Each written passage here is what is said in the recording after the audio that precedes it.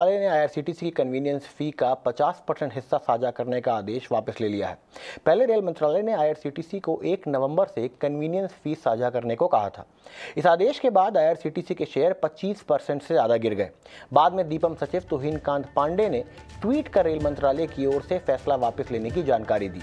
दरअसल आईआरसीटीसी एक public listed company है, लिहाजा रेल मंत्रालय के कल के आदेश से निवेशकों में सरकारी दखलंदाजी का डर देखने को मिला और कंपनी के शेयर टूट गए।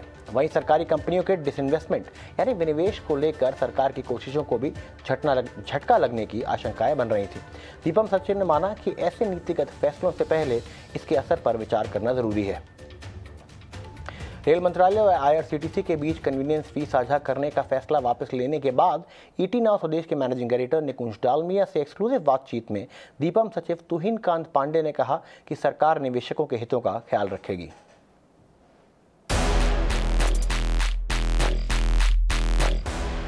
सरकार ऐसा कुछ नहीं करना चाहती है जिससे पीएसयू स्टॉक्स की वैल्यू कम हो और शेयर बाजार में क्वेश्चन मार्क रेज हो कि गवर्नमेंट पॉलिसी मेकिंग को लेकर के क्या इस समय फिर ऊपर उतार चढ़ाव हो सकता है। तो सरकार ने शायद पहली बार अपने डिसीजन को इतनी फटाफट रोल बैक करा है to protect the interest of minority shareholders. And it gives me great pleasure to bring on board DIPAM secretary Tuhinkanta Pandey ji. Pandey ji, ET Now Swadesh और ईटी नाउ इंग्लिश पे आपका स्वागत है।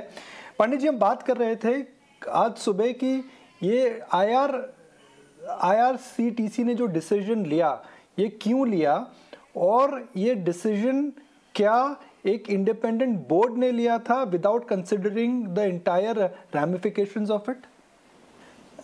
ये तो I think Ministry of Railways ही इस चीज़ को बता पाएगी, लेकिन हमारा ये सुझाव रहा है सभी विभागों को कि जो लिस्टेड कंपनीज़ हैं उनके विषय में जो भी पॉलिसी डिसीजंस लिए जाएं उसमें केयरफुल उसका मार्केट में क्या इम्पैक्ट होगा उसका प्रॉपर इवैल्यूएशन से ही वो लिए जाए। क्या फ्यूचर के अंदर भी अगर कोई भी लिस्टेड कंपनी अपने बोर्ड लेवल पर कोई भी डिसीजन लेती है, क्या उन्हें दीपम की अब सलाह लेनी पड़ेगी? क्या आपका इन्वॉल्वमेंट रहेगा उसमें? जी नहीं, बोर्ड्स इंडिपेंडेंट होते हैं और उनमें अपना डिसीजन मेकिंग चलती रहती है और ये तो बोर्ड का डिसीजन नहीं था, ये तो I think Ministry of railways का डिसीजन था जो कि मिनिस्ट्री ऑफ रेलवेज ने रिव्यू किया है। पांडे जी, 2014 अच्छा 2014 से पहले भी जो रेवेन्यू शेयरिंग थी उसकी जो टोटल 80-20 का फॉर्मूला था उसके बाद वो चेंज कर दिया गया। तो ये जो डिसीजन रेलवे बोर्ड ने कल लिया था जिसे आज रिवर्स करा गया है, क्या यह डिसीजन परमानेंटली चेंज हो गया या फिर ये वापस जो फीस कन्वीनियंस फी हाइक है दोबारा आ सकती है जैसे 2014 में थी? देखिए, मैं तो आपको यही बता सकता हूं और इस बारे में आप मिनिस्ट्री ऑफ रेलवेज से संपर्क कर सकते हैं, बट मैं आपको ये आज ये बताना चाहूँगा कि वो उन्होंने ये वाला डिसीजन विड्रॉ किया है और इम्पैक्ट देखा है और सोच समझ के इसको विड्रॉ किया है। आईआरसीटीसी की सीएमडी रजनी हसीजा ने कन्वीनियंस फीस को वापस लेने के लिए रेल मंत्रालय का शुक्रिया अदा किया है। हमारी सहयोगी नयनतारा राय ने आईआरसीटीसी की सीएमडी से एक्सक्लूसिव बातचीत की, आइए सुनते हैं। आपने जो बीएससी में जो अपलोड किया है मैम, उसमें ये भी लिखा गया है that the railway ministry has the notification says after consultation with the IRCTC.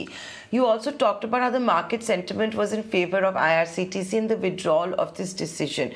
So once again, to just come back to the moot point, can you share with us going forward what the sharing could be of the convenience fee, because so far it has been ad hoc.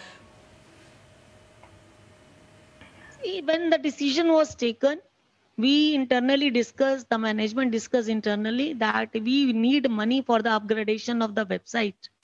We have always been saying that this year we are going to spend this much on the capex and this much and upgradation of the, because Engate structure when it was formed, it was in the year 2014-15 we designed, and it's almost 6 years down the line. We need to change many things.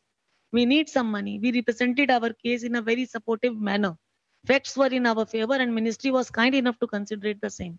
More than this, I cannot supplement anything, madam, because the result is good, and ministry has been kind enough to consider our proposal, our request, and they have rolled back their decision. IDBI bank के विनिवेश का काम शुरू हो चुका है। दीपम सचिव तुहिनकांत पांडे ने ईटी नाउ स्वदेश के मैनेजिंग एडिटर निकुंज डालमिया के साथ एक्सक्लूसिव बातचीत में कहा कि अगले वित्त वर्ष में IDBI बैंक के विनिवेश का काम पूरा होने की पूरी उम्मीद है। आपने एयर इंडिया के डिसइन्वेस्टमेंट के बाद आपके डिपार्टमेंट और हमें सूत्रों से पता लगा है that the next big strategic stake sale could be IDBI bank, जिसमें आप बिड्स जल्दी इनवाइट करने वाले हैं। तो थोड़ा उसके बारे में हमें बताइए कि क्या टाइमलाइन रह सकती है, क्या साल के एंड तक, मैंने से साल के एंड तक, FY फाइनेंशियल साल के एंड तक वहाँ भी अच्छी खबर आने की उम्मीद है? IDBI बैंक में प्रक्रिया शुरू हो चुकी है और हम लोग अब एक्सप्रेशन ऑफ इंटरेस्ट की तैयारी कर रहे हैं। चूँकि ये बैंक है इसलिए रिज़र्व बैंक ऑफ इंडिया के साथ मिलकर हमको ये तय करना होगा उसकी टर्म्स एंड कंडीशंस, और हमें आशा है कि दिसंबर जनवरी तक हम एक्सप्रेशन ऑफ इंटरेस्ट जारी कर पाएंगे। और उसके बाद की प्रक्रिया, जैसा कि आपको मालूम है कि ये 2 स्टेज प्रक्रिया होगी।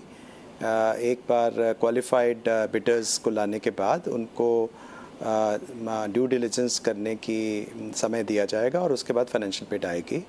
तो इसको कंप्लीशन इसका जो यदि हम देख रहे हैं तो वो अगले फाइनेंशियल वित्त में ये जाएगा। HDFC बैंक और